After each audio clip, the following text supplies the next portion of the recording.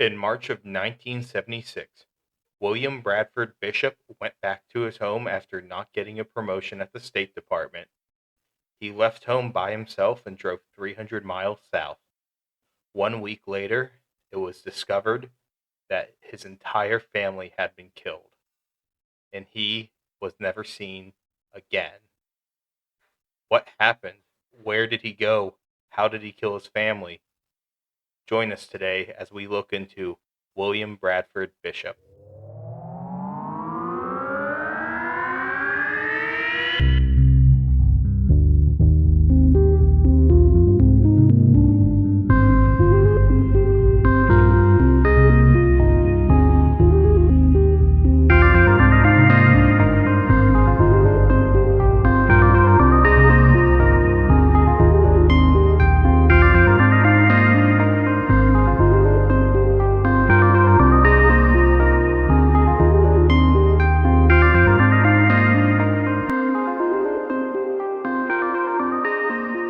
Alright, everyone, welcome back to Unknown, Unsolved unseen. Triple U with some new mic stands. Woohoo! Yeah, I'm loving these. Yeah.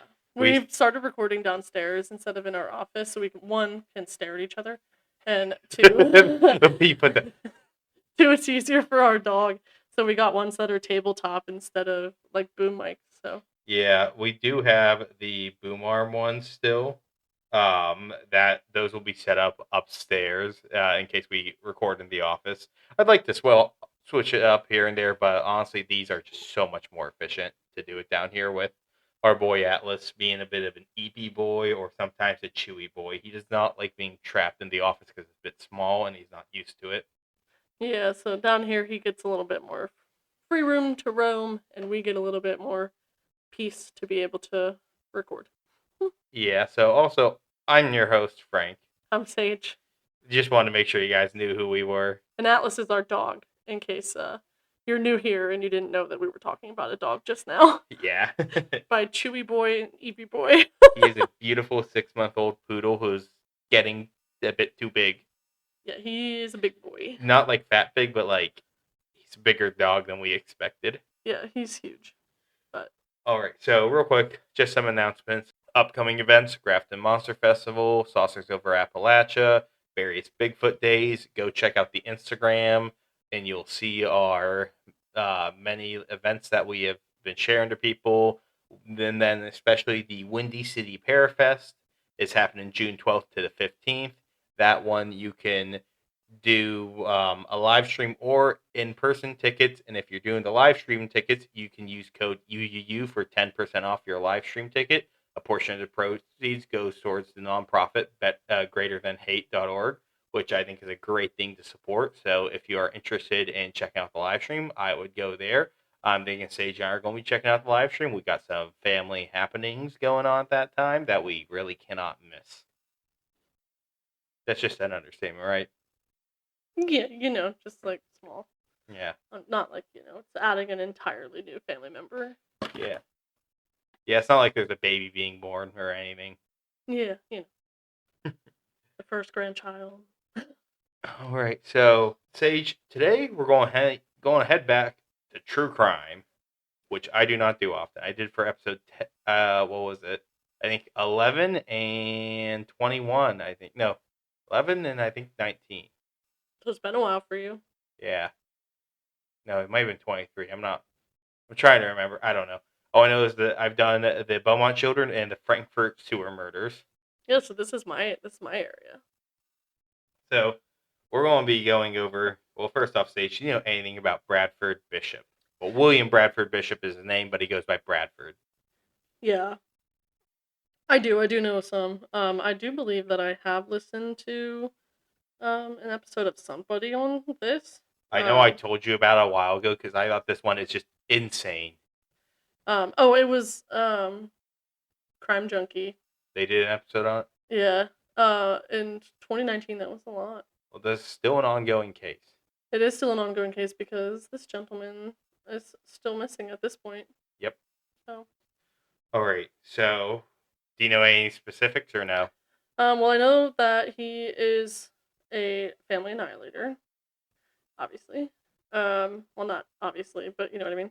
And that he fled, and he's been seen in like other countries at this point, Yeah. and um, no And one has any idea whatever happened to him, where he went, what he's doing.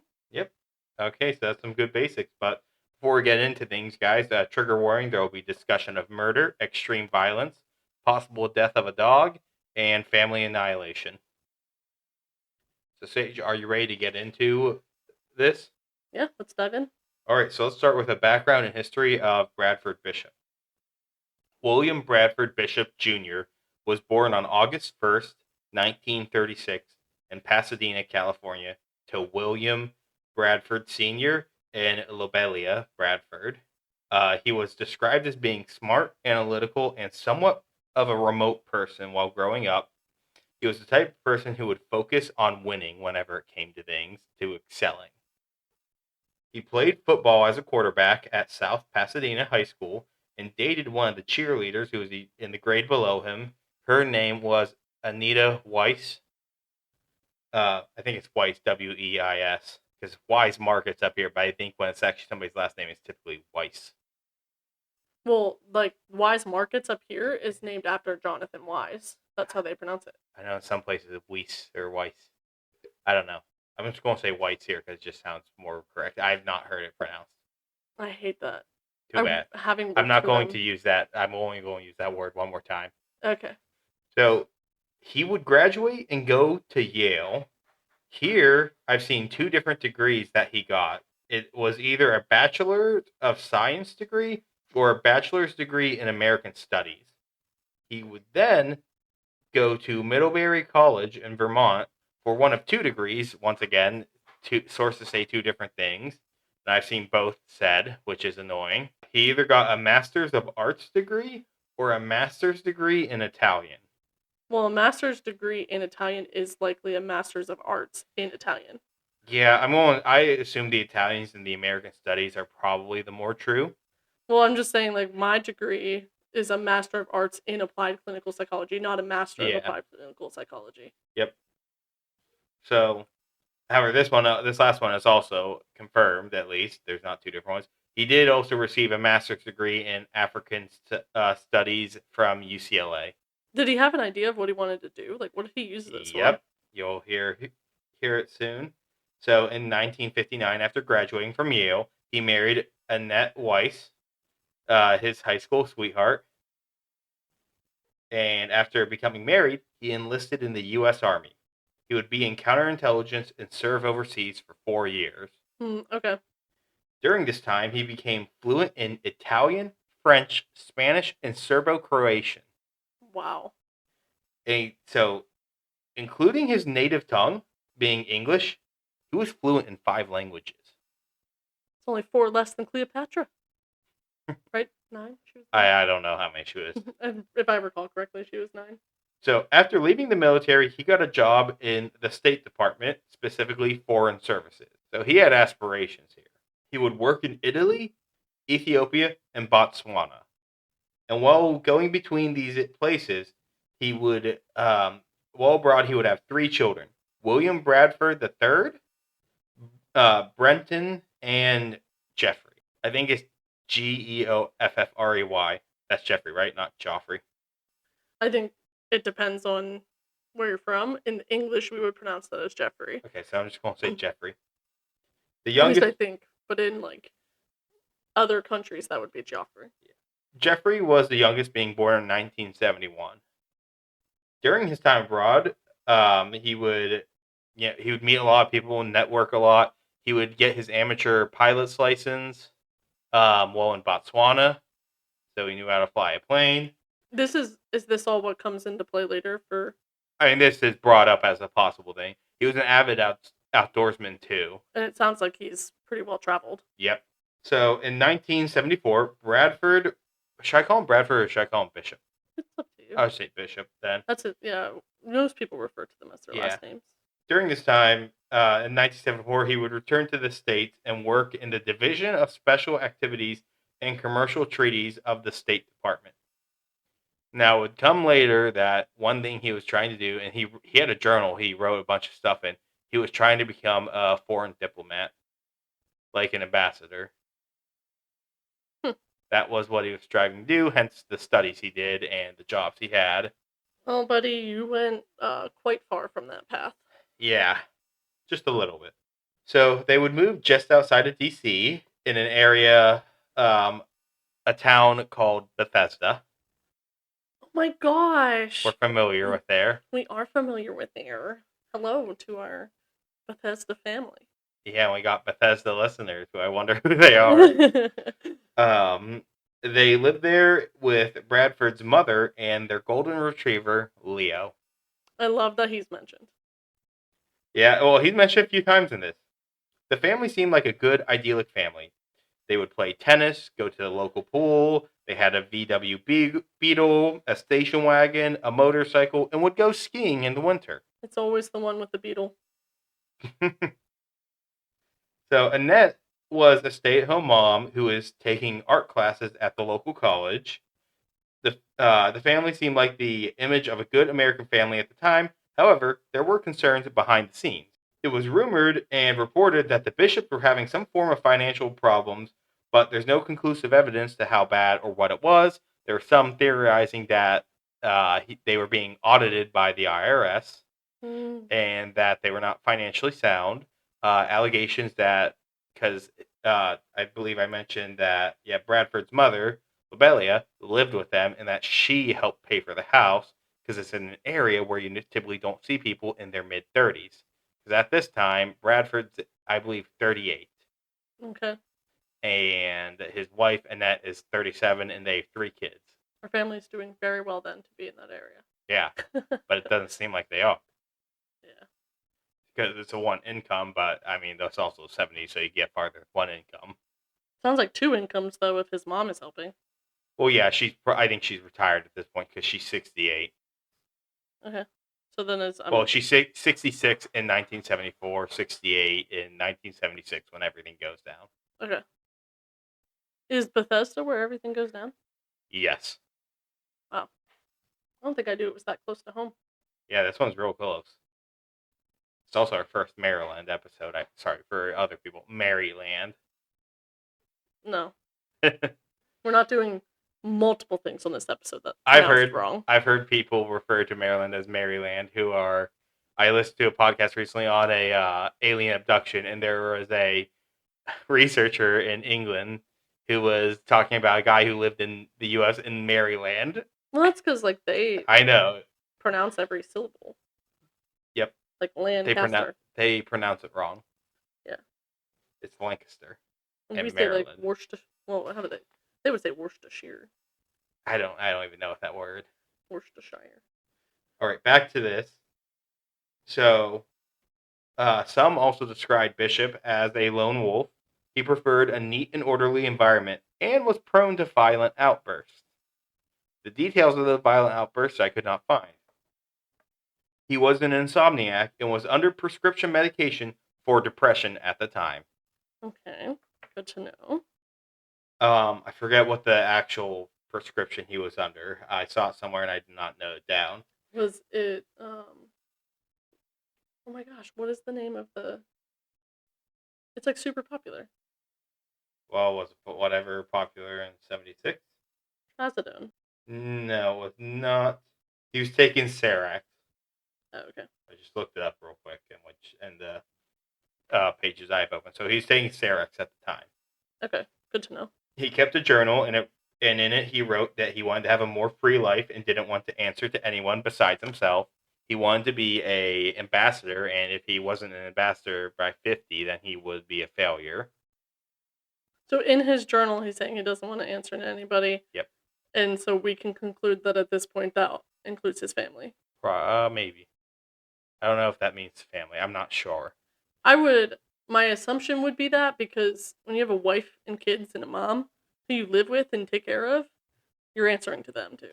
Yeah, but he was trying to get a promotion at the time at the State Department for an overseas post. And with that, it's alleged that him and his wife fought over it because she wanted to stay in Bethesda, continue her art classes at the local college. He did not. I wish he would have just went.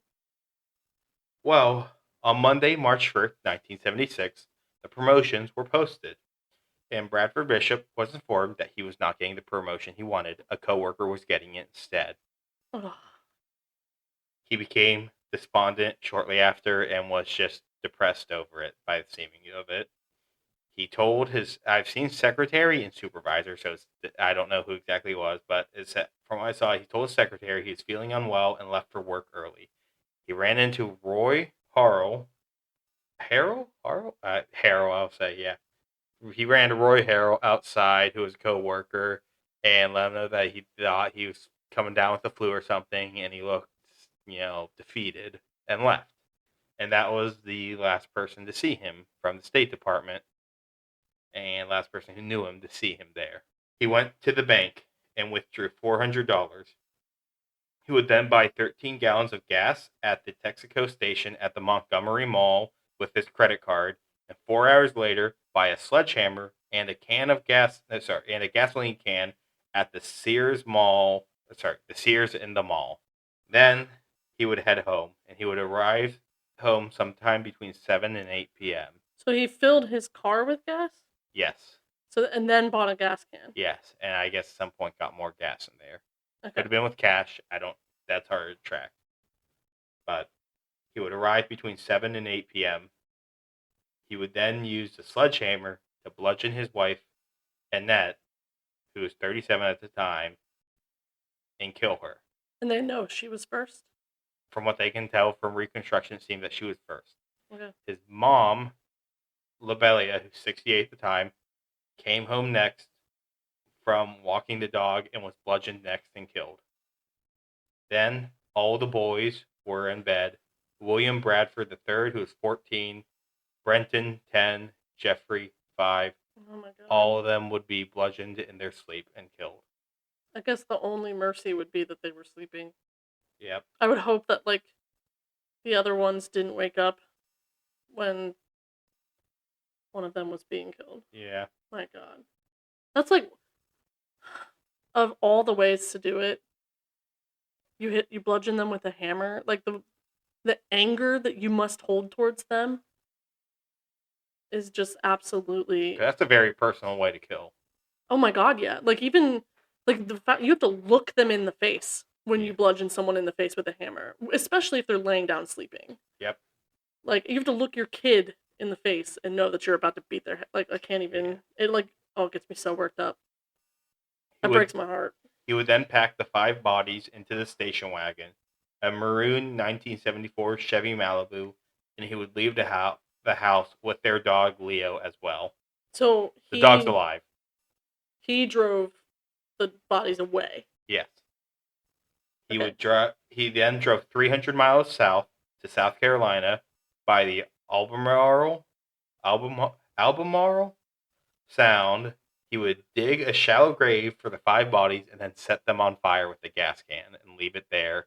I forgot to mention he also picked up a shovel and a pitchfork before he went home as well. What a fucking piece of shit. Not long after the fire was set, the bodies would be found, but they would not be identified initially. Is that why it took them a week or whatever to figure out that his family had been murdered? Yeah, they didn't figure out that anything was off until a week later when somebody called in for the house to get checked. Because they found the blood, and that was a crime scene, and everybody was missing. And they didn't realize at first. I forget how it didn't say the same thing everywhere, but a connection was then made that those 5 bodies were the Bradfords, except for were the Bishops, except for Bradford himself. His bloody fingerprints were on the can, the gas can. What a fucking And idiot. that's how they realized that he killed his family, and that's the connection. This is going to sound ridiculous because, not that I would ever want anyone to do it correctly, but you just killed your whole fucking family, and you leave the gas can with your fingerprints. Thank God he did, so that he could get that they would know it was him, so that it doesn't get so no one else gets blamed for that shit. There would be other things that also point to it. But you're saying good that he made that mistake, but he still hasn't been caught. I know, but I'm saying it assisted them in knowing that was his family. Yep. Because he had a connection there. They could like when you burn bodies, it's not going to burn the bones and stuff. But like this is the 70s. It's not like we had as easy access to like dental records and things like that. That maybe they did because he worked for the government and stuff like that, so he likely had better access to healthcare and things. Well, mention some of the stuff he did have access to. Like what? A diplomat passport. Well, I meant get him far. Well, yeah, but I meant like healthcare wise for like records. Yep. His station wagon was found 3 weeks after the killings in a parking lot of the Elkmont camping grounds in the Great Smoky Mountains in Tennessee. Damn. So he drove from 300 miles to South Carolina, and I believe with 400 miles from South Carolina to Tennessee. So he drove a considerable distance. He was nowhere to be found at the time, and it was a ranger who found this car because it had been abandoned for some time. I'm assuming it had like blood and stuff in it. Yep. Through investigation, they found that he had been seen with a woman of a darker skin and a dog, presumably his dog Leo, before, and that was like by somebody else in the area. And this was, I think, March 5th or 6th. Do they have any idea who the woman is? No. I'll talk about that later, though. Credit card receipts showed that he had stopped at an outdoor store and a convenience store where he had, at one of them, picked up new sneakers. In his car, there were a few items found: dog biscuits, 2 blood-stained tarps, a blood-stained blanket, an axe, a shotgun, and a suitcase with toiletries and men's clothing in it. This makes me sick to my stomach. The area was not far from the Appalachian Trail, and it is believed that he may have joined with other hikers on the trail to get away from there. Just killed his family and starts hiking away. Yep. His passport or wallet were never recovered, and it's assumed that he had his diplomat passport with him. With that, he could easily escape the country. So they have no recollection of his passport being used at any airport. No, and I don't know how well it was tracked in 1976. Yeah, I mean, that was pre 9/11. Yep. From here, he went missing. Now, since the initial killings, not much has been uncovered. Like, there's been things uncovered, but nothing to conclusively find him. And this is where it gets interesting. Bishop has been credibly spotted at least 3 times in Europe. Wow. This is the part that kind of gives me chills, because that's crazy. In 1978, 2 years after the killings, a Swedish woman who had worked with Bishop in multiple projects, I believe it was in Africa, saw him twice in a public park in Stockholm, Sweden. He had followed her for some of the time there, and she was absolutely certain it was him. She was unaware of the murders at the time, so did not report to anyone until after. And he must have recognized her. Yeah. And known that she could identify him. He looked more disheveled, and he had a beard at the time, which he did not have whenever he was not on the run. I wonder if he was following her to make sure that she didn't report. Yeah, that could be it. That's actually a really good explanation. That's why I was thinking something like that, maybe. Yeah. Now, only a few years after his disappearance, in 1979, Roy Harrell, the guy who I mentioned earlier, who's the last person to see him outside the State Department, who worked with Bishop, had a sighting of him. He was in Sorrento, Italy, in 1979 in a bus station bathroom when he saw a man with a disheveled look come in and go to one of the urinals. Behind the beard and tattered clothing, he could tell that it was definitely Bishop. He recognized him. He worked with him, and he knew him. And this wasn't long after. Do you think that's on purpose? Well, no, I don't think so, because he went to the man and said, "You're Brad Bishop, aren't you?" And the man responded, "Oh, my God, no," and fled. Okay. That would definitely indicate that it probably was not intentional. Yeah. What are the freaking odds of that? The last credible sighting came in 1994. And I saw 2 different versions of this, so it's hard to tell which 15 years later. Yeah. Wow. I'm not sure which one's the right one. So this is also 16 years. Wait. The murders were 76? Yeah. Should be 18 years. 18. Yeah, 18 years after the murders. Gene Wadsworth. Was it Wadsworth or was it Wadsworth? I just need to make sure I wrote it down. Right. Sorry. Yeah, Wadsworth. Sorry, I was mixing up with a name I see at work for a moment. So Gene Wadsworth of Rockville, Maryland, which we know where that is. That's next to Bethesda. They knew the family before the killings. They were in the same area. They knew them. They had seen them locally, and they were, I believe, friends of the family. In I think it's Basel, Switzerland, she noticed a man watching her and her husband. And this is where I see some conflicting things. She was a bit creeped out by it, but then she realized who it was. It was Bradford Bishop. And she recognized him. And either it's he got in a car and left, or the other way I saw it was he was in a train and they were at a train, and his train started moving, and he was anxiously looking at them, but as he was passing them and getting away, he started to laugh. And That's so creepy. Yep. She would then report it to the FBI because they didn't know who to report it to locally because they did not speak the language. So it was not reported there, instead reported later to the FBI. Those are 3 sightings over 16 years. All of them credible. That's crazy. Yeah.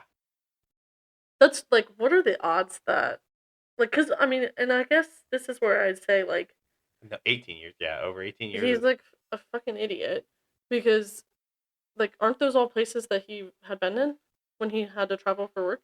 Yeah. Maybe was Switzerland one of them? He had traveled to there. He wasn't stationed there. He's stationed in Italy, Ethiopia, and Botswana. And Botswana is where he learned how to fly. But he had been in those areas because it comes like I was going to mention later. He was in a convention. Sorry, it's like some work trip in Geneva, Switzerland, not right before he did the killings. And he's fluent in French, Italian, Spanish. Let me just go back and check it again. Serbo-Croatian and English. Hold up, let me find. Yep, French, Italian, Spanish, Serbo-Croatian. Switzerland, based on where it is, French and Italian are spoken languages. So is Swiss and German, but a lot of people know multiple languages, including English in Europe. A lot know English. Yeah, but Italian, French, and Spanish are common languages over there too. Well, French yeah, is a their very proximity. and French is a very common one. And when you're talking Switzerland, you're bordering Italy. You have a lot of people come from Italy there, and France as well. Yeah, because the Swiss Alps are right there, right? Yep. And when you look at Sweden is a very high English-speaking population. So here's what I guess I don't understand where his thinking came from. I guess I understand why you would want to go to places you're familiar with, but you risk being seen by people that you know when you go to places that you spent time in. Yep, and he got spotted by a coworker who was in Italy, somebody he worked with who was Swedish, and people from who lived by him vacationing in in Switzerland.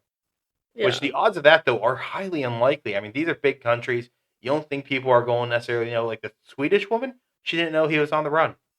Yeah. So because it's not the age of 2025 where everything's on the internet. Yep. Like I would not have traveled there. Likely. It's smart of how he did this. It's scary. Yeah. It's scary and it's smart. So gives me Voldemort vibes. Back in the States, there have been intensive investigations performed by Ray Kite. It's spelled like night, but without the N. Oh. So Ray Kite was the sheriff of Montgomery County, and his deputy, Robert Kiefer, did a lot of the investigating work on this.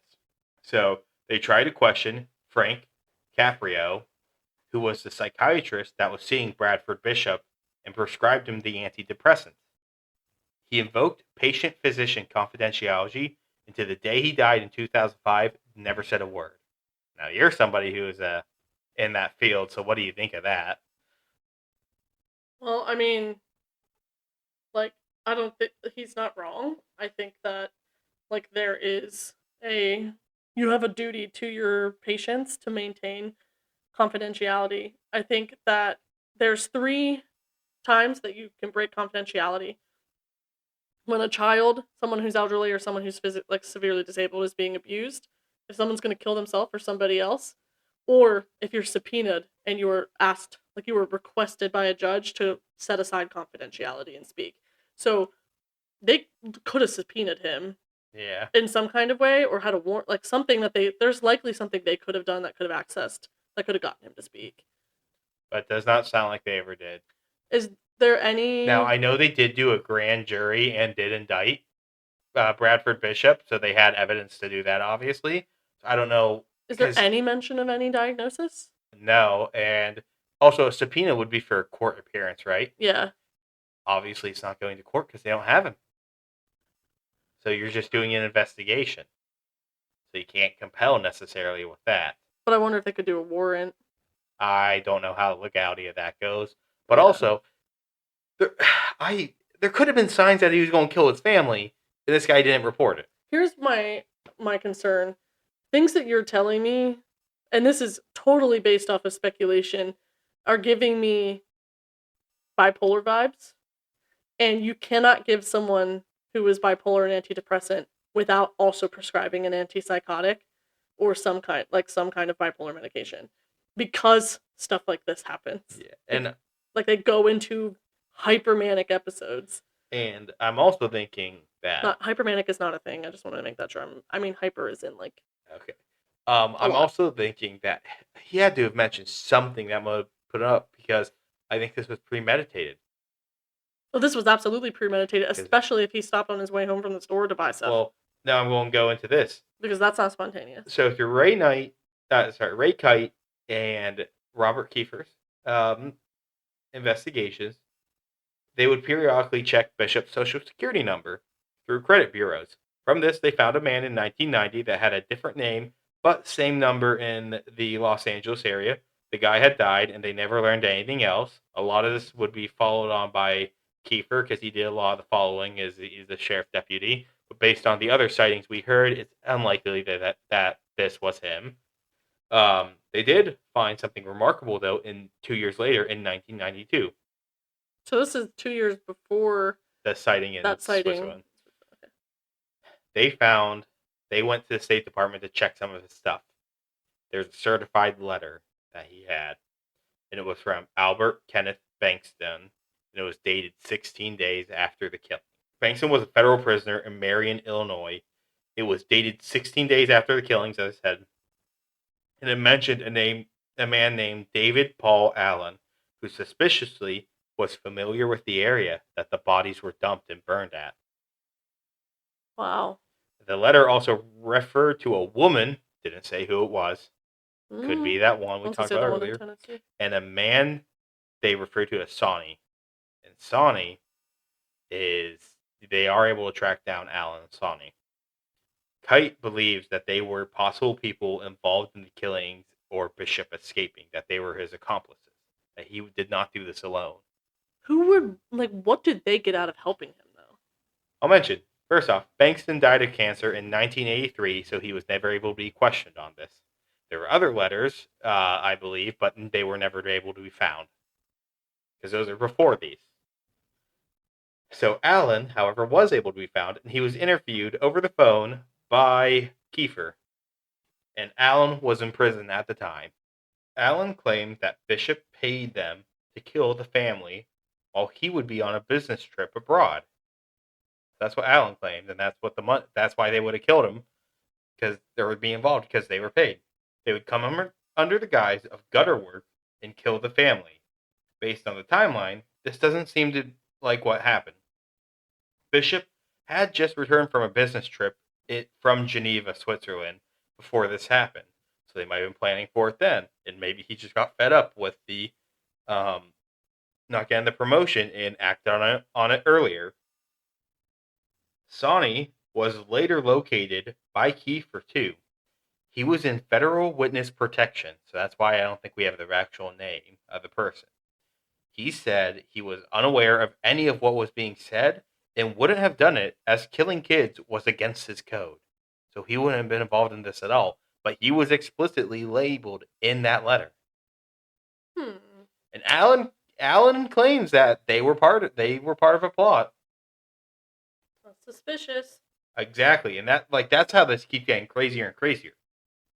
So when Kiefer returned to the state to check the letter again, he was informed an FBI agent had come to take a look at the letter and now it was gone from the State Department. When looking into the FBI agent, it was as if this agent that he's looking for never existed and nobody could find him. What? Some FBI agent, who may or may not exist now, took the letter from the State Department and it's never seen again. I'm Yeah. gonna go ahead and say that person was probably not an FBI agent. So, more suspicion. Multiple John Doe bodies from the US, China, and even Russia have been theorized to be Bishop and been claimed, but every time through testing, whether it's dental, DNA, fingerprints, has been found not to be him. He's been put on the FBI's most wanted list over the years, and updated models have been made to show his age. You can find them easily on Wikipedia. Authorities believe that Bishop is most likely living in plain sight in Italy, Switzerland, Sweden, or elsewhere in Europe, or maybe California in the USA. But they believe he's living in plain sight. Yeah, I don't know why California specifically. It's a huge state. Yeah. Now, interesting thing, it was found through a DNA test. Not long ago, this was in 2021, a woman who had been adopted came forward claiming she found out that she was Bishop's daughter. He was her biological father. The FBI confirmed that she was indeed his biological daughter, but it came that she was born while he was in college. He had a child with a woman while at Yale, and they put her up for adoption immediately. Okay, so it was not after he went missing. No, and sometimes places write it almost like it is, but that's not what it is. That's like years before, especially if you had like a 15-year-old. So she, yep, like in 2021, she would have been. This is like 1959, I think, or no, so before 59. So she's fairly old now. Yeah, well, that's not fairly old. Minus was born in 59. Yeah, so 60. 65. Yep. Yeah, so there. The FBI does have a profile for him that he's an avid outdoorsman. He enjoys camping, and he does have a pilot's license. He enjoys motorcycles. He has a history of depression and insomnia. As I said earlier, he had been taking antidepressants at the time of the murder. Some of his, I think I missed this. Some of his medication was found in his car still. Did they say what it was? Serax. But they didn't have oxazepam. I don't know how to say it. Oxazepam. What I'm putting together is bipolar. I don't think he had insomnia. People who are bipolar don't believe that they need as much sleep. Okay, well, he wrote in his journal multiple times about insomnia. Well, it is classified as insomnia, but like clinically speaking, it's a symptom of bipolar disorder. All right, can be. Now, sorry. He's also fond of dogs. He enjoys stuff like spicy foods, peanuts, Scotch whiskey. That is what the FBI lists. He has a 6-inch vertical scar on his lower back from surgery, a cleft chin, and a facial mole on his left cheek. Now, good. Mine's on my right cheek. At this point, from what the people reported, he most likely has a beard now. That I don't. What are the odds he's still alive? He'd be 88 now. He could be. He could be, but like at what point? He was still alive in 94. I forgot to mention this. In 94, he was seen more well groomed. Like he looked more put together than the two disheveled looked beforehand. Yeah, I mean it'd been 18 years. It looks like he got his shit together. Yeah. Now, he may have his father's Smith & Wesson MP.38 special revolver, and his Yale class ring with him when he vanished, because they could not find those belongings anywhere. He is also believed to have taken his diplomatic passport with him, as his was the only one among the family's diplomatic passports that was missing, because all of them had them, and all of them were still found but his. Wow. Yeah, and that's basically everything, which is crazy. I mean, they think he might have been working in plain sight somewhere. They don't know where. It's hard to tell. He had intelligence training in the 60s. and that probably helped him evade detection. He was familiar with it. He was a State Department person. He worked in counterintelligence.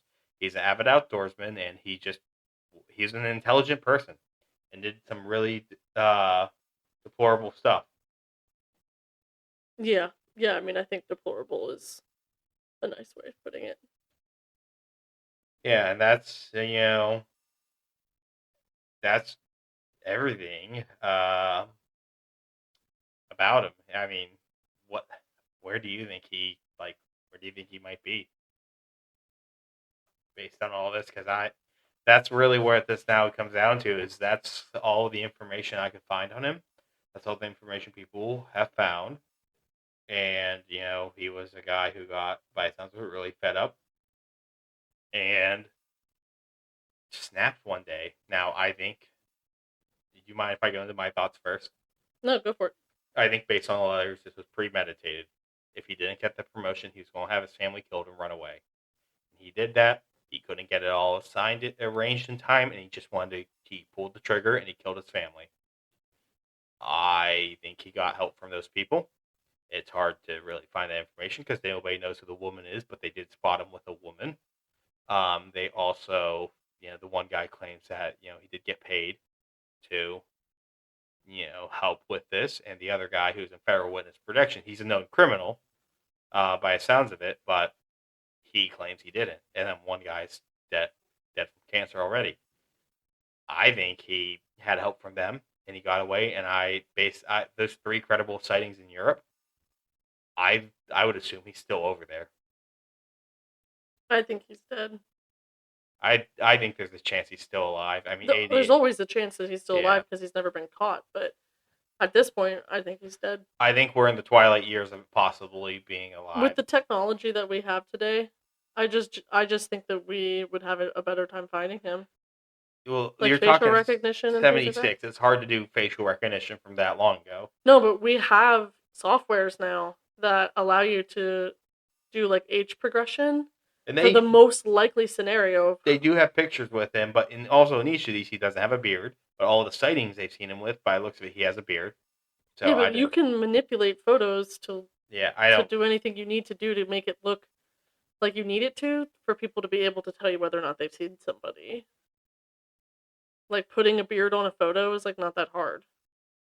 Age progressing photos, they do that now. I mean, when you look at like the milk cartons and stuff and the missing kids, they'll show you like this is the projection of what they look like 10 years later or something like that. Like what's the most likely scenario of what they look like. And like a cleft chin and a mole, like I have a mole. Good thing mine's on the right cheek, not the left. It's not that hard, but like a cleft chin's like pretty noticeable. But if he grew a beard, he was covering it because it's noticeable. Yeah. It's easy to find. So you think he's dead? I think that is likely where we're at. I think there's a very high likeliness. I'm just going to hold out belief that he might still be alive, but I don't think we're ever going to find him. No, I hope for his family's sake that we do. Yeah, I do. And that he's alive and he gets served justice. If not, I hope he rots in the absolute pits of hell. Yeah. Tartarus, really. I think based on my beliefs, that is where he's ending up. You don't just kill your 5 family members and get away with it. Especially not even just the fact that you killed your mother and your wife. Killed your children. You killed your 3 kids. Your innocent children who didn't ask to be brought into this world. And you just fucking killed because you're an egotistical fucking asshole who didn't get the promotion that you wanted. Oh my god. Like, really? Your ego was hurt that badly? Like, it's just ridiculous. Yeah, it really is. But I find it very interesting that he would go to countries. Like, I mean, I know I said a little earlier that he would go to countries where people he knew would. But I don't think he thought people would notice him or know what was going on, because obviously the one woman didn't know. Now, I think, based on what I saw, I think all 3 of those were credible sightings.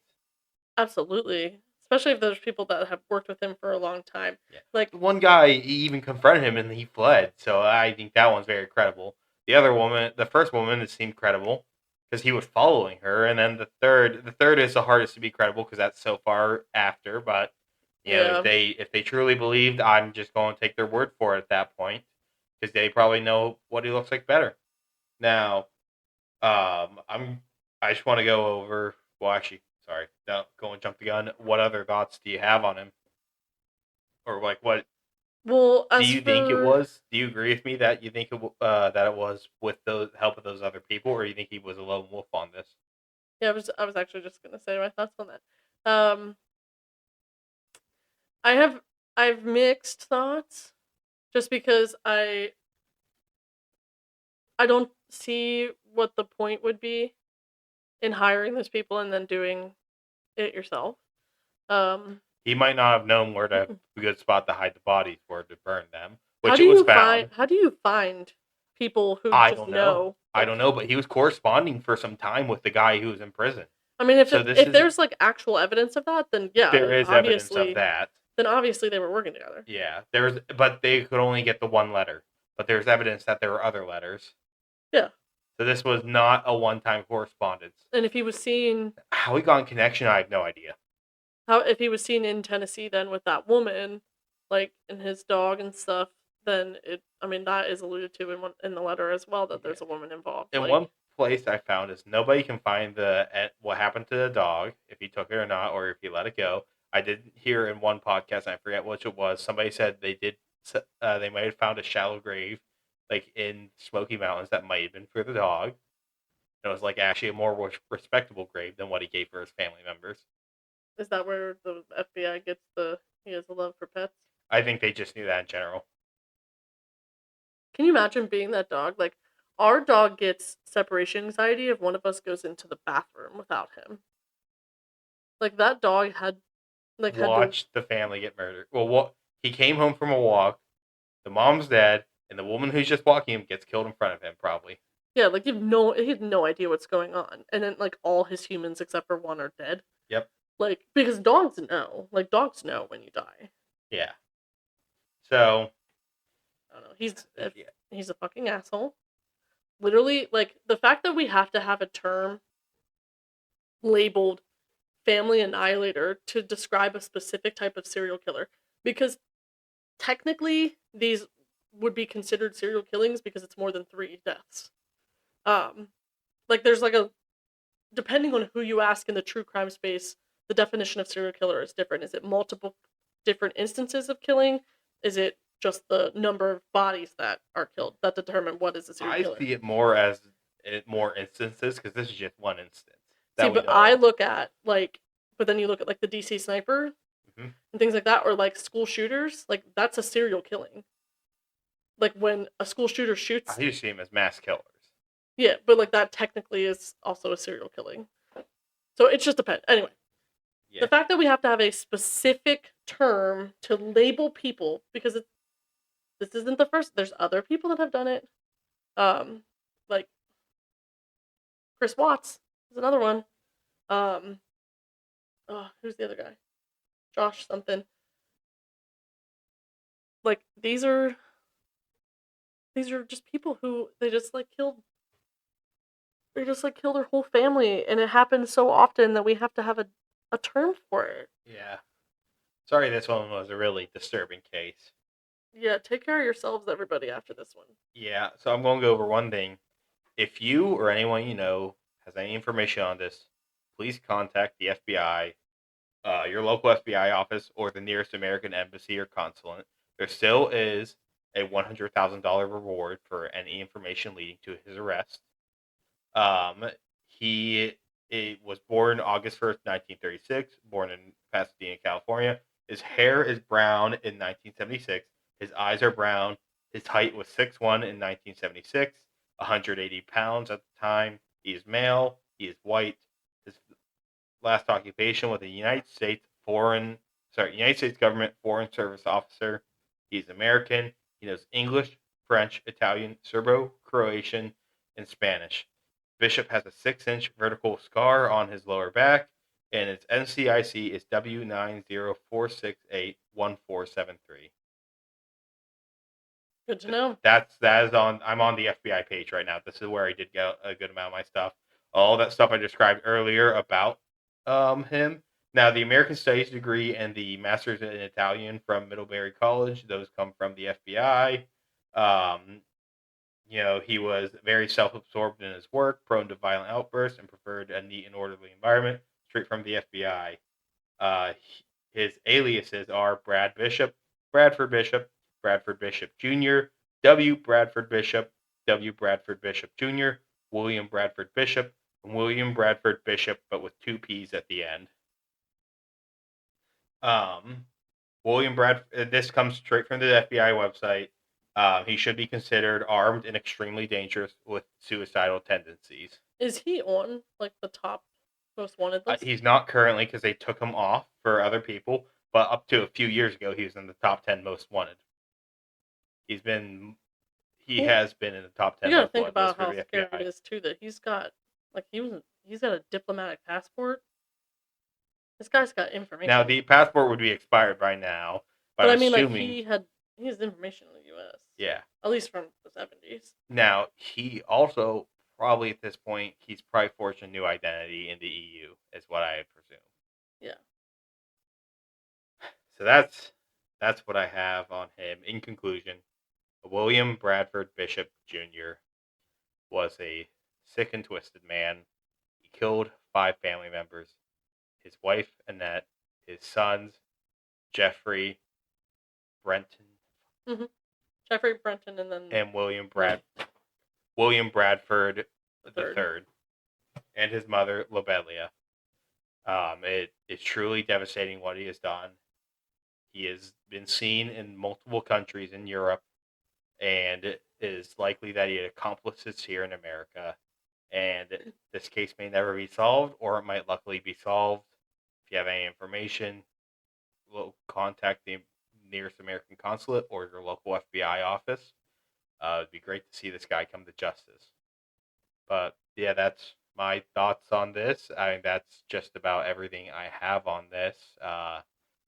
Sage, do you have any final thoughts on Bradford Bishop, his disappearance and killings?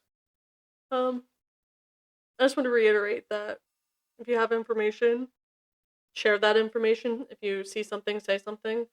It's incredibly important that people like this get the justice that they deserve, and that his children and his wife and his mother also get justice as well. If you or someone you know is struggling with their mental health, please reach out to your local crisis centers. I'm not sure if it still exists at this point, but we used to have the local 98, we used to have a 911, but for mental health, it's 988. I believe we still have it for now. And it will connect you with the local crisis center as well. Or if you go on to any web browser that you have, just type in crisis. It's going to pop up with either the national hotline or the crisis numbers for the hospital closest to you. So seek help if you're feeling some type of way about other people's lives or your life. Reduce the chances of stuff like this happening again. Yep. See something, say something, get help. Don't let this happen. You are never too good to accept help for your mental health. Yep. All right. Is that all you had, Sage? Mm-hmm. All right. So I'm going to round it up here like normal, a bit more jovial here at the end. If you're liking what you're listening to, follow, subscribe, rate, review on whatever platform you're on. We really appreciate every little bit of it. It all helps us get a little bit further on this podcast. So thank you for all who have done it. If you haven't, go do it. If you're interested in the Windy City Parafest, go check out the link in the show notes here that are below our sources, or check out the link tree on our Instagram, and you can see where you can find tickets for the live stream, and use code UUU for 10% off your live stream tickets. And if you're interested in following us on socials, we have a Blue Sky and an Instagram. The Instagram's in the bio. I have not put the Blue Sky in yet. I need to do that at some point, but we are recording very late and a bit behind. Thank you, Dugan, for that. And he doesn't listen. He won't know. If he does, he'll say something. And with that being said, I think that's all I have for today. So, Sage, you ready for the sign out? I am. And remember to look for the unknown, the unsolved, and the unseen. Thanks for listening, and take care of yourselves, everybody. Yep, take care of yourselves. Bye. Bye.